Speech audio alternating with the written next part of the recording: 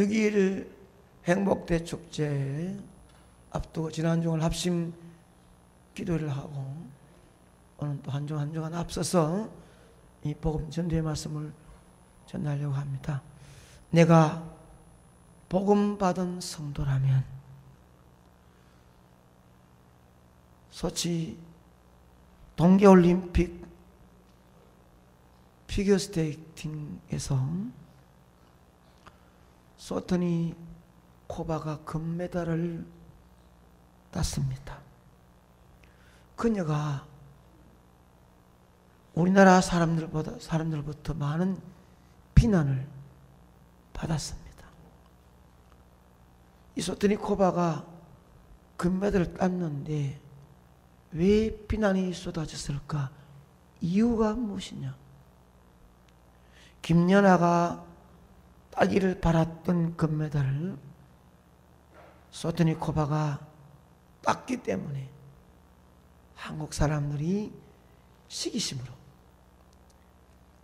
싫어하는 사람도 없지 않았겠죠. 우리 대안의 딸이 따야 되는데 소토니 코바가 땄어요. 하지만 직접적인 그녀를 싫어하는 이유는 운동선수로서의 자질이나 태도가 좋지 않다는 것입니다. 금메달 획득 이후에 지나치게 김연아보다 자신이 실력이 낮다고 스스로 평가하는 것도 그렇고 편파 판정이 비볼처럼 여론이 들끓는데도 금메달을 딴 것을 비판이 일어나고 있는 상황에서도 조금도 자중하지 않는 것도 문제였습니다.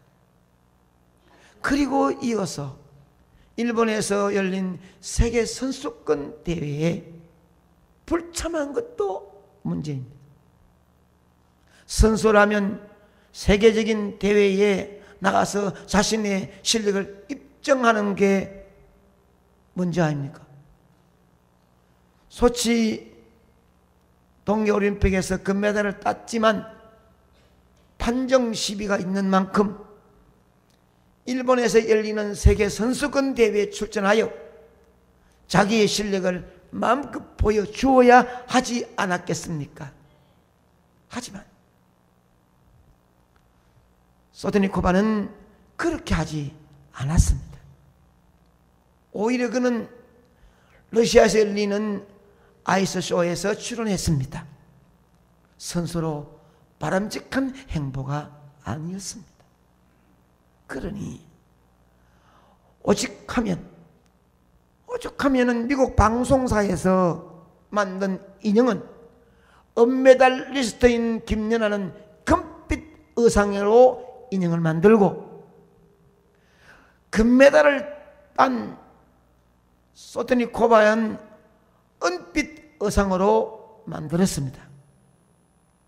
오늘 설교의 핵심은 이 소토니 코바에 대한 내용이 아닙니다.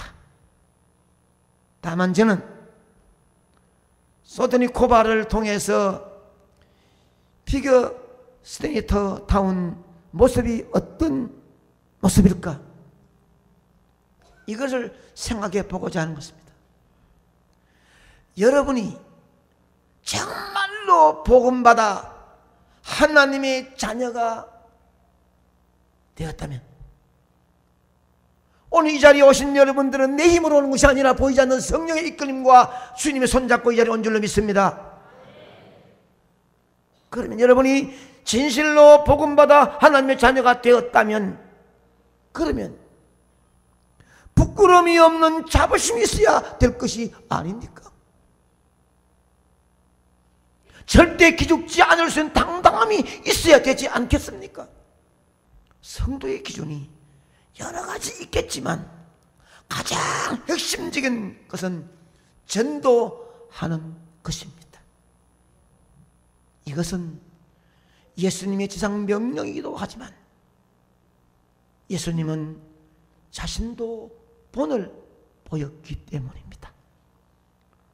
마태복음 28장 19, 20절은 이렇게 말씀합니다. 같이 읽습니다. 시작. 그러므로 너희는 가서 모든 민족을 제자로 삼아 아버지와 아들과 성령의 이름으로 세례를 베풀고 내가 너희에게 분부한 모든 것을 가르쳐 지키게 하라. 아멘.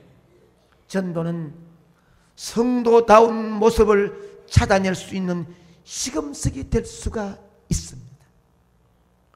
혹 다른 사람들은 성도의 모습은 여러 가지로 표현할 수 있을지 몰라도, 또 그렇다고 이렇다고 강조할 수 있을지는 몰라도,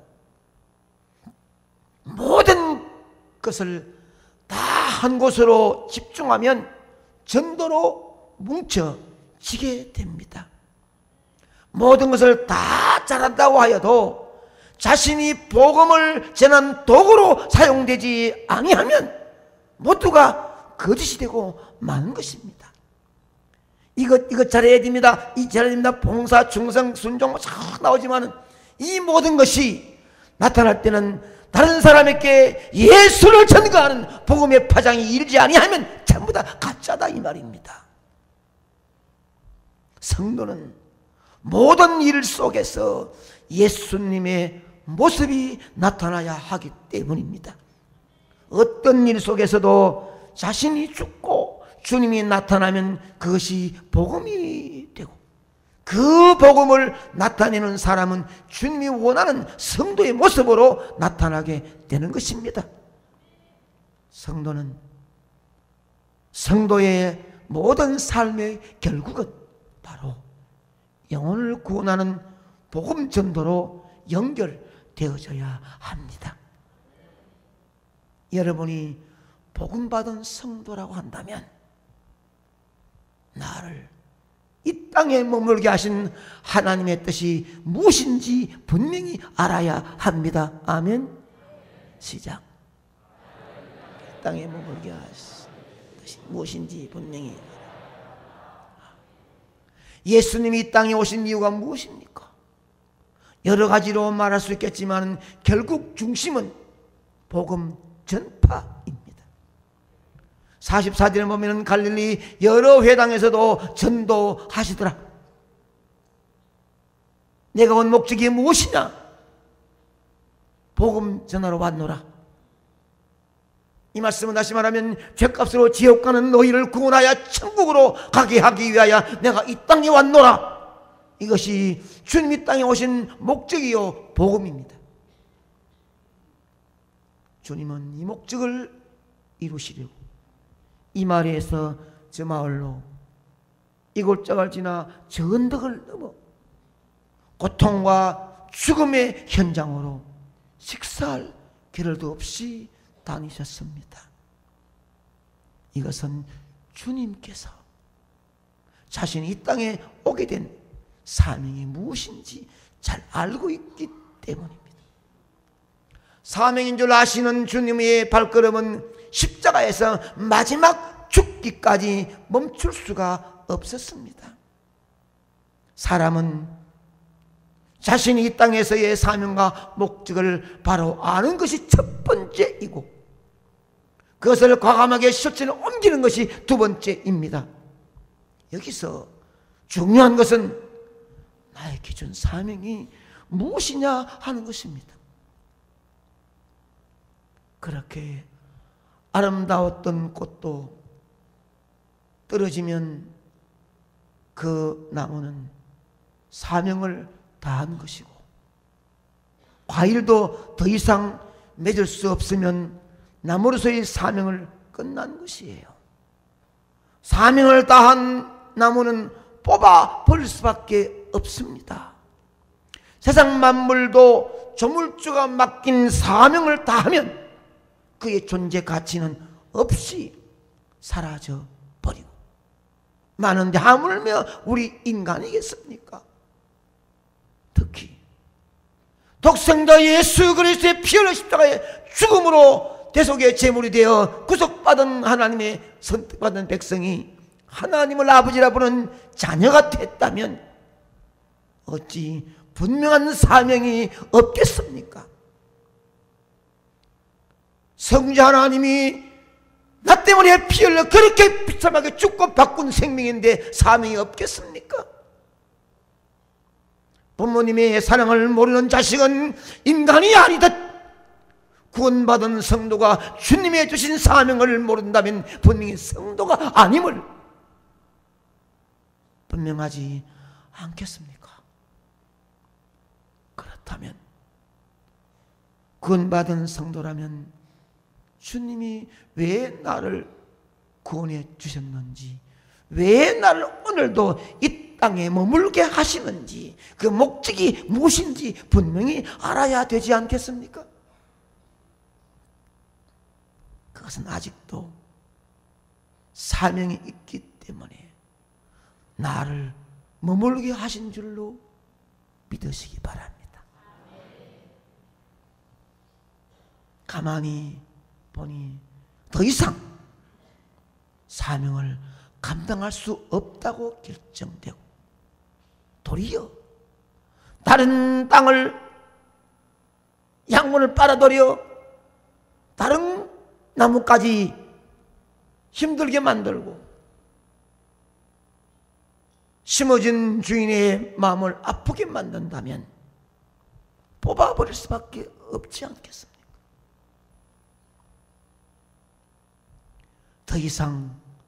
더 이상 너는 사명 감당할 수 없다 라고 하면 우리의 삶이 어디로 가겠습니까? 사명이 무엇입니까? 전도입니다. 사람들이 예수님께 다가와서 자신들과 함께 있어달라고 부탁합니다. 그러나 예수님은 나는 다른 동네에서도 가서 하나님 나라 복음을 전해야 한다고 하시며 자리를 일어섭니다. 우리가 나를 환영하고 나를 대우하고 날 칭찬하고 날 박수를 받을 수 있는 자리에 있다 할지라도 주님이 악을 골짝 빈들에 가면 따라가야 되고 주님이 섬기는 무릎을 꿇을 때 나도 꿇을 수 있는 마음이 있어야 거기에 복음 역사가 일어날 줄 믿습니다. 내가 누군데? 라고 말하면 이만큼 이렇게 놀라운 일을 했지 않았느냐? 그래 너희들이 나를 환영하고 같이 있자 하니 좋다 대접받고 있어야 되지. 이것이 예수님 마음이 아니었다는 말입니다. 우리가 가져야 할 바른 생각은 내가 존재하는 이유는 성도로서 복음을 전파하는 데 있다고 생각해야 합니다. 전도를 못하는 이유가 무엇인 줄 아십니까? 그것은 내 가슴에 진정한 확실한 복음이 없기 때문입니다. 저는 지금 여러분이 예수 믿는 사람으로 모든 것을 내려놓고 전도만 다니라고 말하고 있지 않습니다. 내가 이 땅에 지금까지 살고 있는 이유는 복음을 받은 자로서 어디에 무엇을 하든지 내 가슴에 불붙어 있는 복음의 파장 함께하는 사람들에게 분명히 전달되어야 한다는 것을 말씀하고 있는 것이 많은 사람들에게 존경받고 인정받는 권 있는 자리에 앉아있는 것이 자랑이 아니라 떠듬거리는 말 한마디 해도 앞뒤 말이 맞지 아니해도 무식해 보여도 눈빛 속에 말빛 속에 잡는 손 속에 보이지 않는 성령의 역사되니 복음을 통해 나타나야 성도로 아름다운 모습이다 이 말입니다. 여러분이 이 땅에 아직도 머물고 있는 분명한 이유를 안다면 주님을 자랑하고 주님을 소개할 수 있는 모습으로 살기를 축원합니다. 예수님께서는 자신이 이 땅에 오신 목적 자체가 하나님 나라 곧 복음을 전하는 것이라고 분명히 알았습니다. 그러기에 분명히 많은 사람들이 함께 있잡고 그렇게 붙들어도 그는 그 복음의 실천을 위하여 일어서서 나가셨습니다.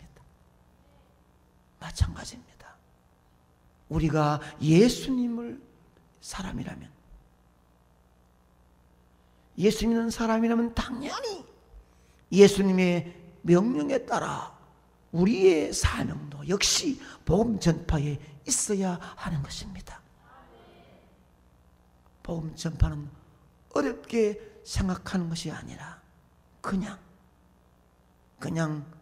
전하는 데서, 아니 그냥 우리의 삶에 내가 내 마음속에 예수님을 모시고 있는 복음이 있는 감격이 내 모습 속에 나타나면 이것이 전도가 되는 줄로 믿습니다. 그렇게도 오랫동안 예수 믿는다고 하였음에도 내 마음에 있는 뜨거운 성령의 역사하심이, 복음의 뜨거운 파장이 내 가족, 내 형제, 내 친척, 이웃들에게 아름답게 파장을 일으키지 못했다면 다시 한번 우리는 주 앞에 엎드려 보아야 되지 않겠습니까? 여러분이 복음을 받은 성도라면 복음이신 주님과의 만남과 그의 지시하심을 반드시 받아야 될 줄로 믿습니다. 보면 42절에 보면 날이 밝음에 예수께서 나오사 한적한 곳에 가시니, 오늘의 이 상황은 귀신을 쫓아내시고 온갖 병을 고치셨으니 많은 사람들이 자기에 떠나지 않으시기를 원하고 함께 붙들고 있는 장면입니다. 이제 주님이 가만히 있으면 멋진 대접과 환영을 받을 수가 있습니다. 그러나 예수님께서 내가 다른 동네들에게도 하나님의 나라 복음을 전하여야 하리니 나는 이 일을 위해 보내심을 받았노라. 아멘. 하나님으로부터 성령 예수님이 땅에 오신 목적이 뭐냐? 나는 이 일을 위해서 보내심을 받았노라. 복음을 전하기 위하여. 아멘입니다. 이는 많은 사람들이 환영하고 좋아하고 높여주어도 나는 복음이 가는 곳이라면 나는 단호히 가겠다는 사명감으로 가득 차 있는 주의 모습입니다. 가야 할 길은 대접받는 자리가 아닙니다. 지금 머물고 있으면 대접과 존경과 인정받으며 좋은 자리이지만 다시 가야 되는 자리는 오해와 질시와 엄해가 있어야 있는 자리입니다. 하지만 복음이 움직이면 미련 없이 아멘하고 따라갈 수 있는 모습, 우리는 이 부분에서 부끄러움을 가지지 않을 수가 없습니다. 그럴 자신이 없기 때문입니다.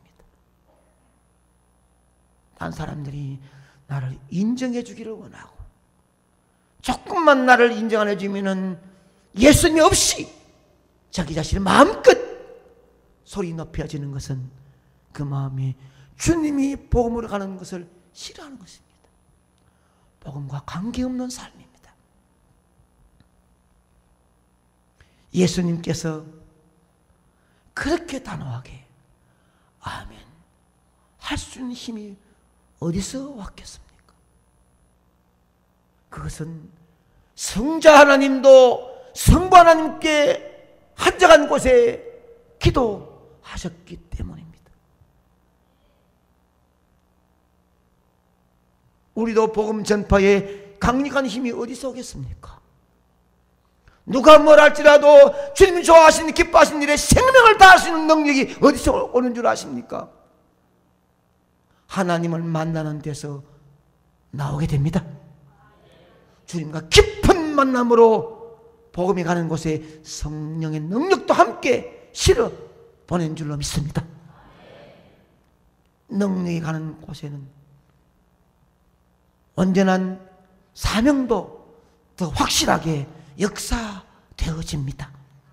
현대교회가 무기력한 이유는 하나님과의 깊은 만남이 없기 때문입니다.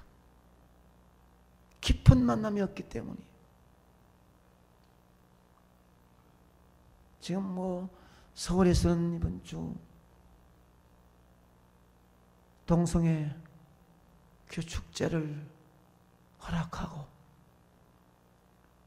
저한테는 동영상을 한번 보여주고 싶으나 이 고풍 있는 어른들 보면 깜짝 놀라기 때문에 볼 수 없는 동성애 장면들, 이것이 서울거리에 번연히 이루어지고 있음에도 한국교회가 없다는 눈물로 기도하는 60년대의 그 눈물이 사라지고 말았습니다. 우리 시대는 몰라도 두고 보십시오. 이대로 가면 기독교도 내리막이지만 사회문화는 상상할 수 없이 곤두박질 치고 말 것입니다. 사랑하는 여러분, 복음을 가지고 간다면서도 복음의 주인이신 주님과의 대화 한마디 없고 어찌 그 복음이 힘이 있겠습니까? 주님과의 만나고 주님의 지시하심을 받고 나가야 그 복음 속에 주님과 함께 하실 줄로 믿습니다. 우린 주일을 나와서 말씀 들으면서 말씀의 복음이 내 마음속에 아멘 하고 뜨거운 가슴 안고 나가야 내 걷는 걸음 안고 서는 자리에 보이지 않는 성령 역사됨으로 다른 사람들이 교회하고 싶은 마음, 예수 믿고 싶은 마음, 예수의 아름다운 모습을 보게 될 줄로 믿습니다. 우리가 이 땅에 오늘도 존재하는 이유는 어떤 분명한 사명에 남아 있음을 믿으시기 바랍니다. 그 사명은 주님이 가신 길을 따라가는 것이고 그 복음을 전하는 것이고, 그리하여 한적한 곳으로 찾아가 하나님께 기도함으로 힘을 얻어야 될 줄로 믿습니다. 이제 우리도 내 가슴에 불타고 있는 복음이신 예수님을 전하러 가십시다. 그 복음을 전하기 위해 주 앞에 엎드려 기도해서 능력받아 능력과 함께 가면은 복음의 역사가 꽃이 필 줄로 믿습니다. 하나님의 성령이 우리를 주관하셔서 우리로 하여금 복음을 전하는 도구로 사용하실 때 우린 비로소 이 땅에 있는 목적을 제대로 이루어 드리는 도구가 될 줄 믿습니다. 우리 모두가 이 일에 쓰임받는 자들이 되고 성도다운 성도가 되기를 축복합니다. 오늘 말씀에 여러분 가슴에 뜨거운 복음이신 예수님을 꼭 가슴에 담고 나가야 어두운 세상을 밝은 빛으로 승리하고 달려야 되는 마귀를 이길 수 있는 능력의 힘이 임할 줄 믿습니다. 그 능력이 다른 사람들을 거룩한 교회로 예수 안으로 들어올 수 있는 끈이 되게 될 줄 믿습니다.